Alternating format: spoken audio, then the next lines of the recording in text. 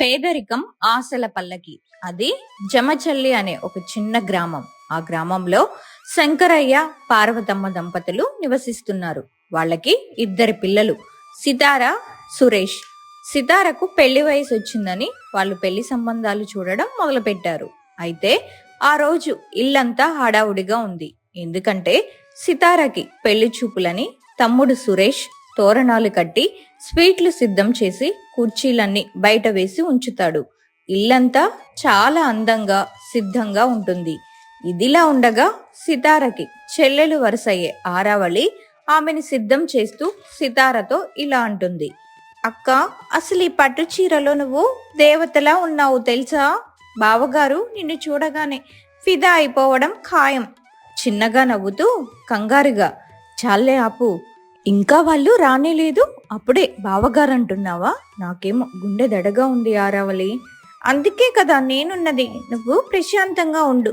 ఈ మల్లెపూల వాసన చూడు, నీ కంగారంతా పోతుంది అని మాట్లాడుతూ ఉండగా ఇంతలో సురేష్ పెద్దగా కేక వేస్తూ వస్తాడు. అక్క, అంతా సిద్ధమే కదా? నేనైతే అన్ని ఏర్పాట్లు చేశానని నువ్వేమీ కంగారు పడద్దు. ప్రశాంతంగా కూర్చో. సంబంధం నచ్చితేనే మనం ముందుకెళ్దాం. నీకు నచ్చకుండా ఇంట్లో ఏది జరగదు.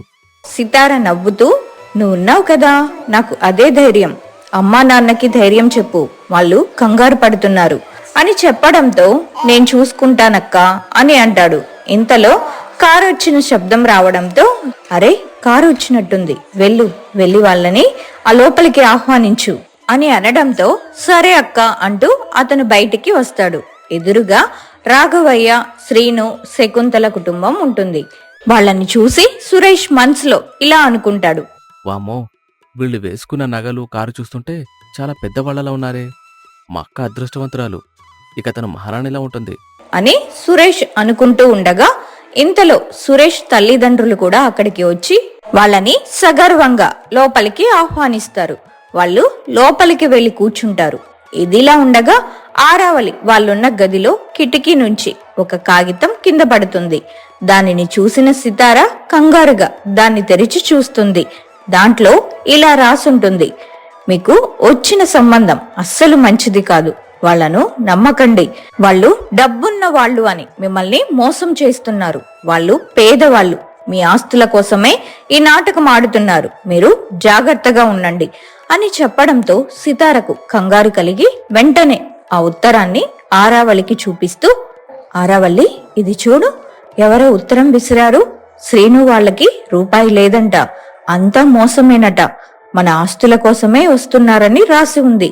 నాకేదో చెడు జరుగుతుందని అనిపిస్తుంది. అక్క, నువ్వు అనవసరంగా భయపడకు. సంబంధం చెడగొట్టడానికి ఊళ్ళో జనాలు ఇలాంటివి చాలా చేస్తారు. ఏదైనా నిజం ఉంటే మన సురేష్ ఊరుకుంటాడా? తను చూసుకుంటాడులే అని ధైర్యం చెబుతుంది. ఇంతలో పార్వతమ్మ అక్కడికి వచ్చి, అమ్మా, పెళ్లి వాళ్ళు వచ్చారు, రమ్మని అంటున్నారా అని పార్వతమ్మ ఆరావళి, సితారను హాల్లోకి తీసుకువస్తారు. సితార రాగానే అందరి చూపులు ఆమె మీద పడతాయి. సితార మెడలో ఉన్న కాసుల పేరు, చేతి గాజులు మెరిసిపోతూ ఉంటాయి. అది చూసిన శకుంతల కళ్ళు ఆశగా సితార వేసుకున్న నగలను చూస్తూ ఉంటాయి. వెంటనే ఆమె ఇలా అంటుంది. అబ్బో, అమ్మాయి అచ్చం దేవతలా ఉందే. రాఘవయ్య గారు చూసారా? ఆ కాసుల పేరు అమ్మాయికి ఎంత అందాన్ని ఇస్తుందో. ఆ నగీషులు చూస్తుంటే చాలా పాతకాలం నాటి మేలిమి బంగారంలా ఉన్నాయి. ఎంత తులముంటుంది శంకరయ్య గారు? శంకరయ్య నవ్వుతూ, అవునమ్మా, అదే మా అమ్మమ్మ గారి కాలం నాటిది. అమ్మాయి కోసం ప్రత్యేకంగా దాచి చేయించాము. సురేష్ మనసులో, అసలు వీళ్ళు అనుకున్నంత డబ్బున్న వాళ్ళేనా? నరేషన్. సురేష్ అలా ఆలోచిస్తూ ఉండగా రాఘవయ్య గారు హడావుడిగా తన జేబులో నుంచి ఫోన్ తీసి వాళ్ళ పంతులు గారికి ఫోన్ చేస్తారు. పంతులు గారు నమస్కారం అండి. రాఘవయ్యను మాట్లాడుతున్నాను. ఇక్కడ సంబంధం మాకు నచ్చింది. త్వరగా ముహూర్తాలు చూడాలి. వచ్చే నెలలో ఏదైనా మంచి రోజు ఉందా? అవతలి వైపు నుంచి పంతులు గారు ఏదో చెప్పడంతో రాఘవయ్య ముఖం కాస్త మారుతుంది. అదేంటి పంతులు గారు, అంత టైం పడుతుందా? సరే, అయితే జాతకాలు సరిగ్గా చూసి మళ్ళీ ఫోన్ చేయండి. రాఘవయ్య ఫోన్ పెట్టేసి శంకరయ్య వైపు చూస్తూ ఇలా అంటారు. పంతులు గారు ఇంకొన్ని రోజుల్లో మంచి ముహూర్తం చూసి చెప్తానన్నారు. ప్రస్తుతానికి మాకు సంబంధం నచ్చింది, మేము వెళ్ళొస్తాం అని చెప్పి రాఘవయ్య కుటుంబం అక్కడి నుండి సెలవు తీసుకుంటుంది. వారు వెళ్ళిన తర్వాత సితారం మనసులో ఆందోళన మరింత పెరుగుతుంది. పెళ్లివారు వెళ్లిపోయిన తర్వాత ఇంట్లో అందరూ ఊపిరి పీల్చుకుంటారు. శంకరయ్య పార్వతమ్మలు సంబంధం ఖాయం అనుకుంటూ సంతోషంగా పనులు చూసుకుంటూ ఉంటారు.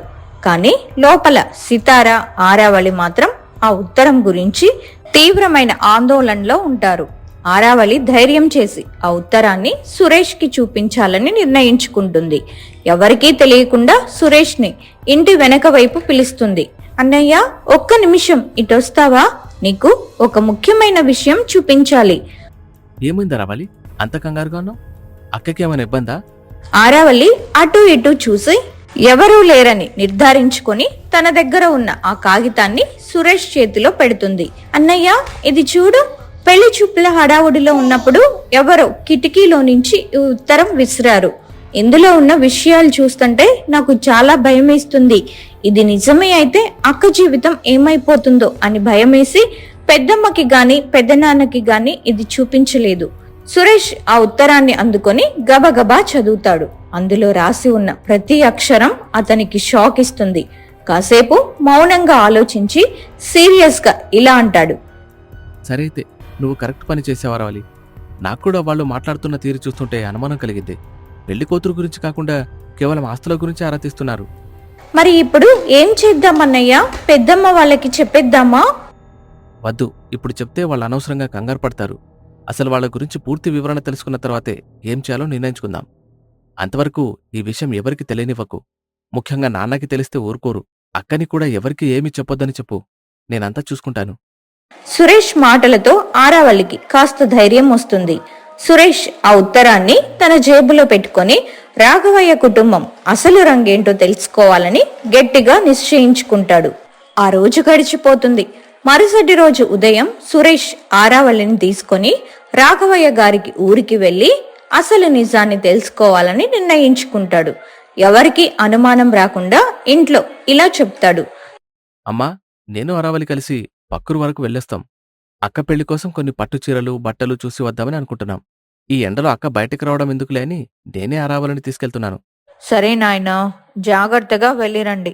అసలే ఇది ముదురు వేసవి, ఎండలు మండిపోతున్నాయి. వడదెబ్బ తగలకుండా గొడుగు తీసుకువెళ్ళండి.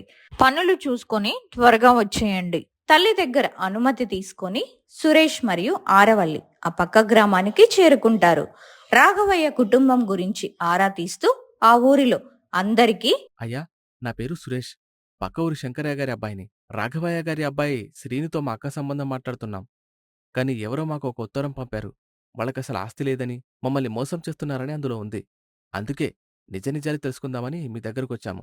సురేష్ మాటలు వినగానే రాజయ్య, రాధమ్మ ఒక్కసారిగా పెద్దగా నవ్వుతారు. ఆ నవ్వు చూసి సురేష్, ఆరావల్లి ఒకరి ముఖం ఒకరు చూసుకుంటారు.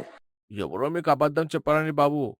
రాఘవయ్య వాళ్లకు ఈ ఊళ్ళోనే కాదు, చుట్టుపక్కల మండలాల్లో కూడా చాలా ఆస్తులున్నాయి. నిజం చెప్పాలంటే మాకంటే వాళ్లే పెద్ద ధనవంతులు. అవును బాబు, వాళ్ళకి ఆస్తిపాస్తులకేం తక్కువ లేదు. కాకపోతే వాళ్ళకి మనుషుల కంటే ధనం మీద, బంగారం మీద వ్యామోహం కొంచెం ఎక్కువ. ఎప్పుడు ఆస్తుల గురించే మాట్లాడుతూ ఉంటారు తప్ప వాళ్ళు పేదవాళ్ళు మాత్రం కాదు. ఆ ఉత్తరం రాసింది ఎవరో గాని మీ సంబంధం చెడగొట్టడానికి బాగానే ప్లాన్ చేశారు. ఊరి పెద్దలు చెప్పిన మాటలు విని సురేష్, ఆరావళి ఒక్కసారిగా ఆశ్చర్యపోతారు. ఆ ఉత్తరంలో ఉన్నది అబద్ధమని తేలడంతో ఒకవైపు ఊరట కలిగిన అసలు ఆ ఉత్తరం ఎవరు రాశారన్న ప్రశ్న సురేష్ ను వేధించడం మొదలు పెడుతుంది. రాజయ్య దంపతులు చెప్పిన మాటలతో సురేష్, ఆరావళి ఒక నిర్ణయానికి వస్తారు. ఆ ఊరి పెద్దలు అంత ఖచ్చితంగా చెప్పడంతో ఆ ఉత్తరం అబద్ధమని నమ్ముతారు. అక్కడి నుండి బయలుదేరి ఊరి చివరన ఉన్న ఒక పెద్ద మర్రి చెట్టు కింద నీడ కోసం ఆగుతారు. అన్నయ్య, నిజంగా ఆ పెద్దయిన వాళ్ళు నిజం చెప్పి చాలా మంచి పని చేశారు. నాకిప్పుడు మనసు చాలా ప్రశాంతంగా ఉంది. కానీ ఆ ఉత్తరం రాసి మనల్ని అంతలా భయపెట్టింది ఎవరో మాత్రం అర్థం కావడం లేదు. అవునా రావల్లి, నాకు కూడా అదే గందరగోళంగా ఉంది. వాళ్ళంత ధనవంతులని తెలిసాక నాకేం భయం లేదు. కానీ మనకి అబద్ధపు ఉత్తరం పంపిన వ్యక్తి ఎవరో తెలుసుకోవాలి. వాళ్ళిద్దరూ ఇలా చర్చించుకుంటూ ఉండగా అటుగా వెళ్తున్న మహేశ్వరరావు అనే వ్యక్తి వారి దగ్గర ఆగుతాడు. అనుమానంగా వారిని చూస్తూ పలకరిస్తాడు. ఎవరు బాబు మీరు? చూస్తుంటే ఈ ఊరి వాళ్ళలా లేరు, కొత్త వాళ్ళలా కనిపిస్తున్నారు. ఇక్కడ కూర్చొని ఏం మాట్లాడుకుంటున్నారు? అవునండి, మేము పక్క గ్రామం నుండి వచ్చాము. ఇక్కడ రాఘవయ్య శకుంతల గారి కుటుంబం గురించి తెలుసుకోవడానికి రాజయ్య గారి ఇంటికి వెళ్ళాము. వాళ్ళ కుటుంబం గురించి చాలా గొప్పగా చెప్పారు. సురేష్ మాటలు వినగానే మహేశ్వరరావు ముఖం ఒక్కసారిగా సీరియస్గా మారిపోతుంది. అతను ఆశ్చర్యంగా వారి వైపు చూస్తూ ఇలా అంటాడు. పిచ్చివాళ్ళ బాబు మీరు? అసలు మీరు ఎవరిని కలుసుకున్నారో తెలుసా? ఆ రాజయ్య రాధమ్మ ఇద్దరికీ మతిస్థిమితం లేదు. వాళ్ళు ఏది పడితే అది వాగుతుంటారు. వాళ్ళు చెప్పేవని నమ్మి మీరు ఇక్కడి వరకు వచ్చారా? అసలు విషయం ఏంటంటే, మీరు చెప్పిన రాఘవయ్య శకుంతల శ్రీను అనే పేర్లు ఉన్న వాళ్లే ఈ ఊళ్ళో లేరు. మీరు పొరపాటున వేరే ఊరికి వచ్చినట్టున్నారు. ఆ మాట వినగానే సురేష్ ఆరావల్లి గుండెలు ఆగినంత పనవుతుంది.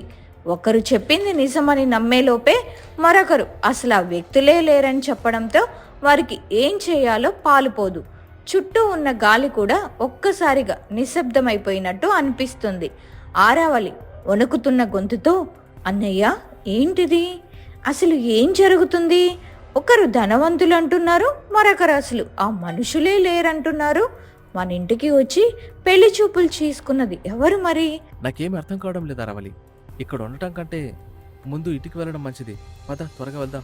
మహేశ్వరరావు మాటలతో కలిసిన అయోమయం, భయం వెన్నాడుతూ ఉండగా సురేష్ ఆరావళి కంగారుగా అక్కడి నుండి బయలుదేరి తమ గ్రామానికి చేరుకుంటారు. వారి మనసుల్లో ప్రశ్నలు తలెత్తుతూనే ఉంటాయి. సురేష్ ఆరావళి ఇల్లు చేరుకోగానే వారి ముఖాల్లోని భయాన్ని, అయోమయాన్ని చూసి పార్వతమ్మ కంగారు పడుతుంది.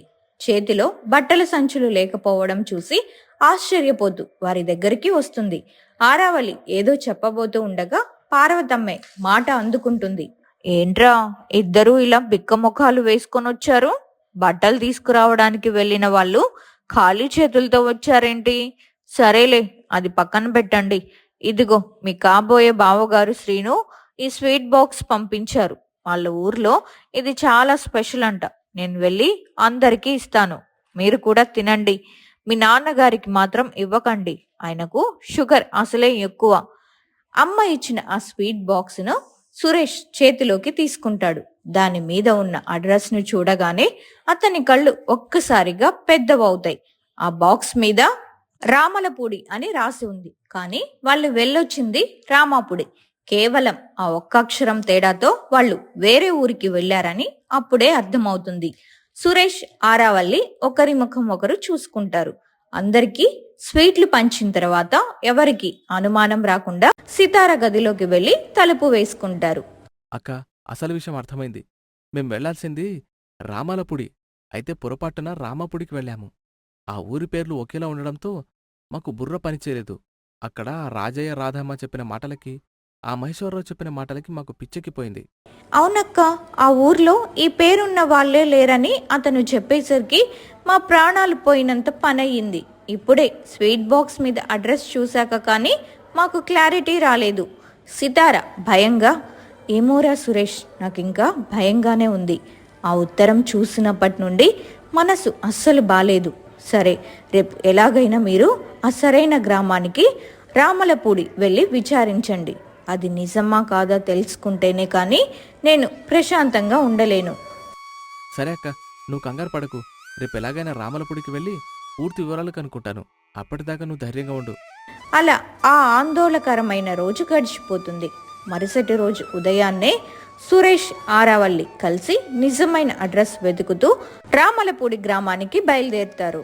సురేష్ ఆరావల్లి రామలపూడి గ్రామంలో అడుగుపెట్టగానే వెతకపోయిన తీగ కాలికి తగిలినట్టుగా శ్రీను వారికి ఎదురవుతాడు. పెళ్లి చూపుల్లో సూటు బోటుతో టిప్ టాప్ గా కనిపించిన శ్రీను ఇప్పుడు భుజాన పార పట్టుకొని సాదా సీదాగా వెళ్తుండడం చూసి ఆరావల్లి, సురేష్ షాక్ అవుతారు. ఆ ఉత్తరంలో ఉన్నది నిజమేనేమో అని వారి అనుమానం బలపడుతుంది. అసలేం జరుగుతుందో చూడాలని ఎవ్వరికీ తెలియకుండా శ్రీనుని అనుసరిస్తారు. శ్రీను నేరుగా పొలానికి వెళ్లి బురదలో దిగి పనులు మొదలు పెట్టగానే సురేష్కు కోపం కట్టలు తెంచుకుంటుంది. వెంటనే శ్రీను దగ్గరికి వెళ్లి నిలదీస్తారు.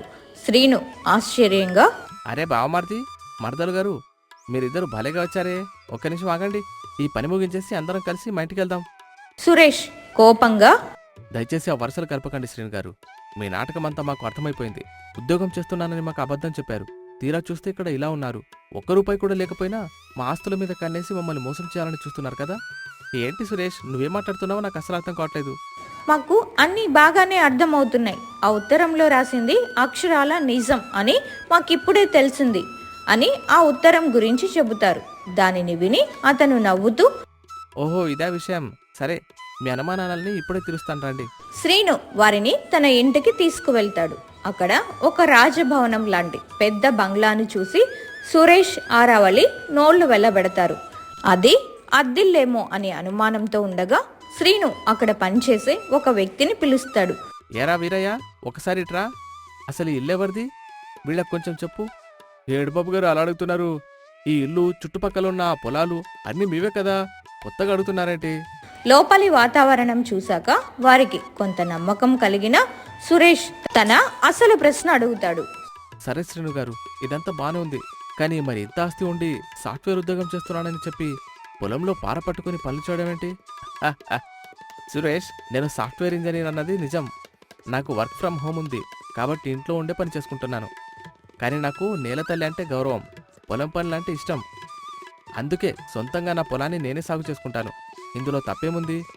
మీకు ఇంకా నమ్మకం కలగకపోతే ఒక నిమిషం ఆగండి అంటూ శ్రీను లోపలికి వెళ్లి ఆస్తి పత్రాలు కూడా తీసుకువచ్చి చూపిస్తాడు. అవి చూశాక సురేష్, ఆరావళి తమ తప్పు తెలుసుకొని సిగ్గుపడతారు.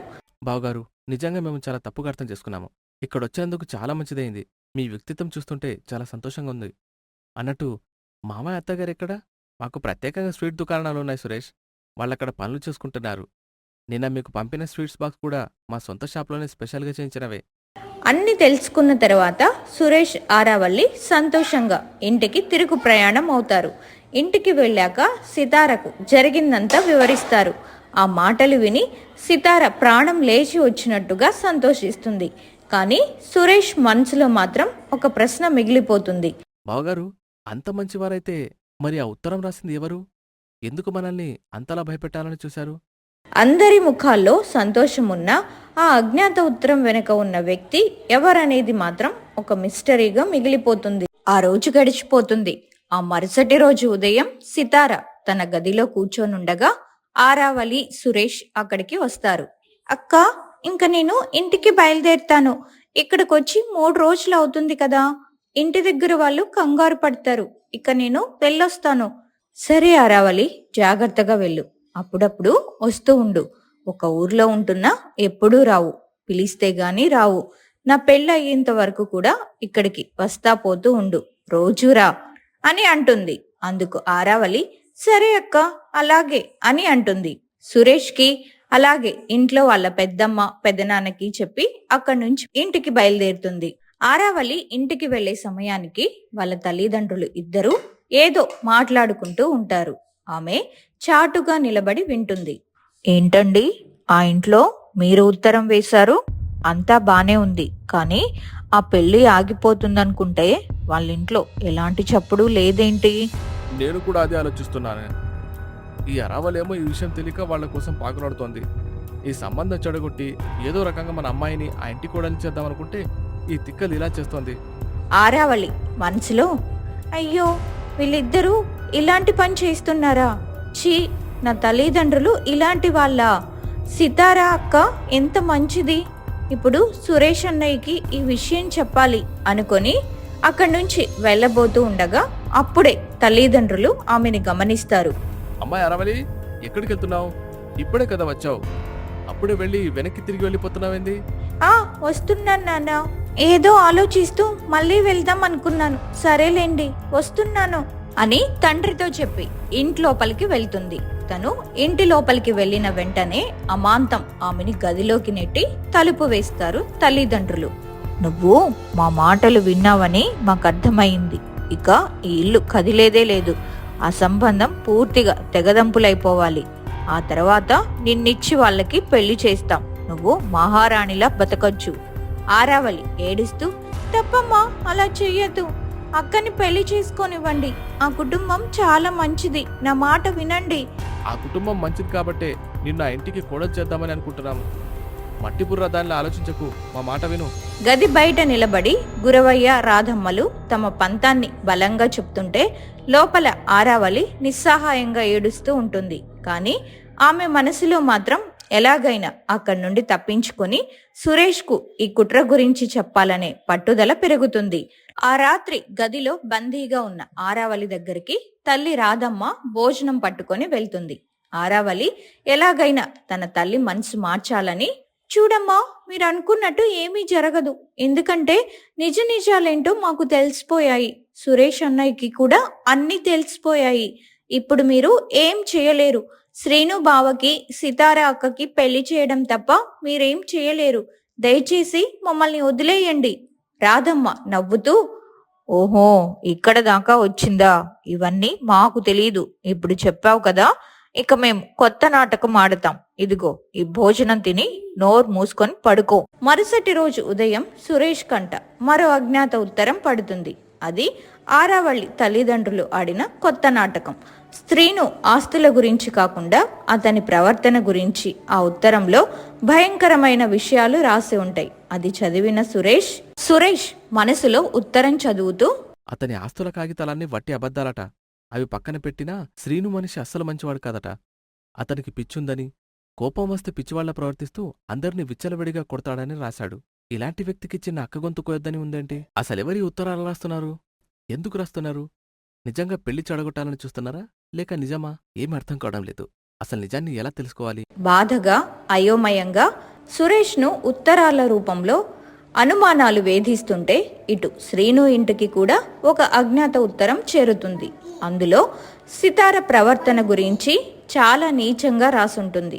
అది చూసిన శ్రీను దిగ్భ్రాంతి చెందుతాడు. అతని తల్లిదండ్రులు రాఘవయ్య, శకుంతల ఆ ఉత్తరం చదివి తీవ్ర ఆగ్రహానికి లోనవుతారు. రాఘవయ్య గారు, చూసారా ఈ ఉత్తరంలో ఆ సితార గురించి ఏం రాసి ఉందో? ఇలాంటి నడవడిక లేని అమ్మాయిని మన ఇంటి కోడలిగా తెచ్చుకుంటే ఊర్లో మన పరువు ఏమవుతుంది? వెంటనే ఈ సంబంధం వద్దు అని చెప్పేయండి. అమ్మా, ఎవరో పేరులేని ఉత్తరం రాస్తే దాన్ని నమ్మి ఒక అమ్మాయిని నిందించడం పద్ధతి కాదు. అసలు నా గురించి కూడా వాళ్ళకి అలాగే ఎవరో తప్పుడు ఉత్తరాలు రాశారట. ఇదంతా ఎవరో కావాలని మన పెళ్లి చెడగొట్టడానికి ఆడుతున్న నాటకం. నాటకమో నిజమో మాకు అనవసరం శ్రీను. మన కుటుంబ గౌరవం ముఖ్యం. నాకీ సంబంధం అసలిష్టం లేదు. అప్పుడు అక్కడికి పెళ్లిళ్ల పేరయ్య వస్తాడు. పేరయ్య లోపలికి వస్తూ, అయ్యా రాఘవయ్య గారు, మీరు విన్నది నిజమేనండి. ఆ సితార గురించి నేను కూడా వాకప్ చేశాను. ఆ అమ్మాయి ప్రవర్తన అస్సలు బాలేదు. కానీ అదే ఊరిలో అరావళి అని మరో అమ్మాయి ఉంది. ఇదిగో ఆ ఫోటో చూడండి, సాక్షాత్తు లక్ష్మీదేవిలా ఉంటుంది. ఆ పిల్ల అయితేనే మన శ్రీనుకు సరైన జోడి. పేరయ్య గారు, మీరేం మాట్లాడుతున్నారు? సంబంధం కుదిర్చిన మీరే ఇలా అబద్ధాలు చెప్తారా? అబద్ధం కాదు బాబు, అంతా నిజం. అరావళి వాళ్ళు కూడా మీకు దగ్గర చుట్టాలే. మీరు సరే అనండి. ఆ పిల్లతో పెళ్లి చేయించే బాధ్యత నాది. తల్లిదండ్రుల ఒత్తిడికి శ్రీను తలొగ్గక తప్పదు. ఇక పేరయ్య నేరుగా సితార ఇంటికి వెళ్లి అక్కడ కూడా విషం చిమ్ముతాడు. ఆరావళిని శ్రీను ఇష్టపడుతున్నాడనే అబద్ధాన్ని శంకరయ్య కుటుంబం నమ్మేలా చేస్తాడు. శంకరయ్య గారు, ఒక చేదు నిజం చెప్పడానికి వచ్చాను. రాఘవయ్య గారి కుటుంబం ఈ సంబంధం వద్దు అనుకుంటున్నారు. ఆ రోజు శ్రీను మీ ఇంటికి వచ్చినప్పుడు సితార కంటే అరావళిని ఎక్కువ ఇష్టపడ్డాడట. పెళ్లి చేసుకుంటే ఆ పిల్లనే చేసుకుంటానని పట్టుబడుతున్నాడు. సురేష్ షాక్ అవుతూ, ఏమంటున్నారు పేరయ్య గారు? అదే బాబు, మొన్న అరావళి వాళ్ళ ఇంటికి కూడా వెళ్ళిందట కదా. ఆ అబ్బాయికి ఆ పిల్లే నచ్చింది. ఇక మనమేం చేస్తాం? నేను వెళ్ళి వస్తాను. పార్వతమ్మ కళ్ళల్లో నీళ్లతో, పోనీలేరా సురేష్, మనమ్మాయి వాళ్ళకి తగదు అనుకుందాం. ఆరావళి అయినా ఆ ఇంటి కోడలిగా వెళ్ళి సంతోషంగా ఉంటే చాలు. మన తలరాత ఇంతే. అసలు అరావళి వాళ్ళ ఇంటికి ఎందుకు వెళ్ళింది? మాకొక్క మాట కూడా చెప్పలేదు. పేరయ్య వెళ్ళిపోయిన తర్వాత ఇంట్లో ఒక నిశ్శబ్దం ఆవహిస్తుంది. ఆరావళి తమకు చెప్పకుండా శ్రీను ఇంటికి వెళ్ళిందని పేరయ్య చెప్పిన మాటలు సురేష్ను తీవ్రంగా కలిచివేస్తాయి.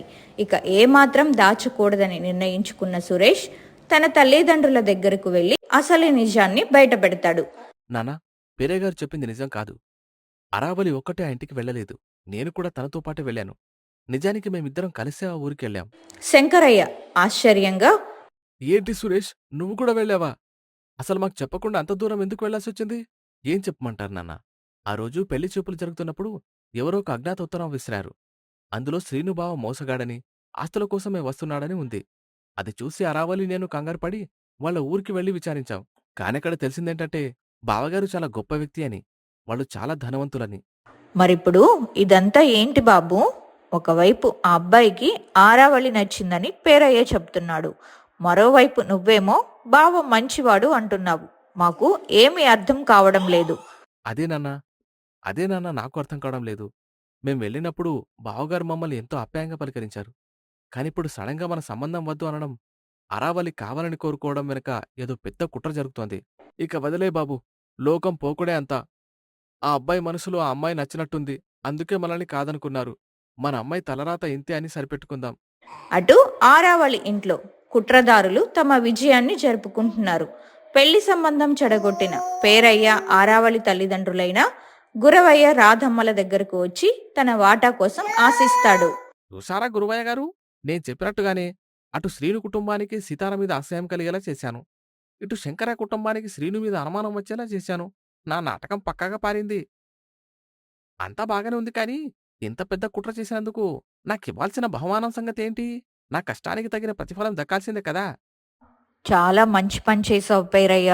సితార సంబంధం తెగిపోయింది. ఇప్పుడు మా అమ్మాయి ఆరవల్లికి శ్రీనుకి పెళ్లి ఖాయమైంది. మా అమ్మాయి ఆ ఇంటికి కోడలిగా వెళ్తుంటే చూడాలనుంది. దానికేం తొందర పేరయ్యా? ఇదిగో నువ్వు అడిగిన దానికంటే ఎక్కువ ఇస్తున్నాను. ఈ డబ్బు తీసుకుని వెళ్ళు. వెళ్ళి పెళ్ళయ్యే వరకు ఎక్కడా నోరు మెదపకు. అబ్బో! చాలా డబ్బుంది. సరేనండి, నా పనైపోయింది కదా! ఇక నేను సంతోషంగా వెళ్తాను. పెళ్లి పనులు కావనివ్వండి. అని చెప్పి అతను వెళ్ళిపోతాడు. ఆరావళికి శ్రీనుకి పెళ్లి జరుగుతుందని తెలిసిన సితార చాలా బాధపడుతుంది. కుట్రలు పారాయి, అబద్ధాలు గెలిచాయి. సితార కన్నీరు మున్నీరవుతుంటే అటు ఆరావళి బందీగా ఉన్న తనకే పెళ్లి నిశ్చయమైన విషయం తెలీదు. రోజులు గడిచి పెళ్లి ముహూర్తం సమయం ఆసన్నమైంది. పందిట్లో మంగళ వాయిద్యాలు మోగుతున్నాయి. మరి ఆరావళి పెళ్లి పీటల మీద ఏం చేయబోతుంది? నిజం ఎలా బయటపడబోతుంది? తరువాయి భాగంలో చూద్దాము.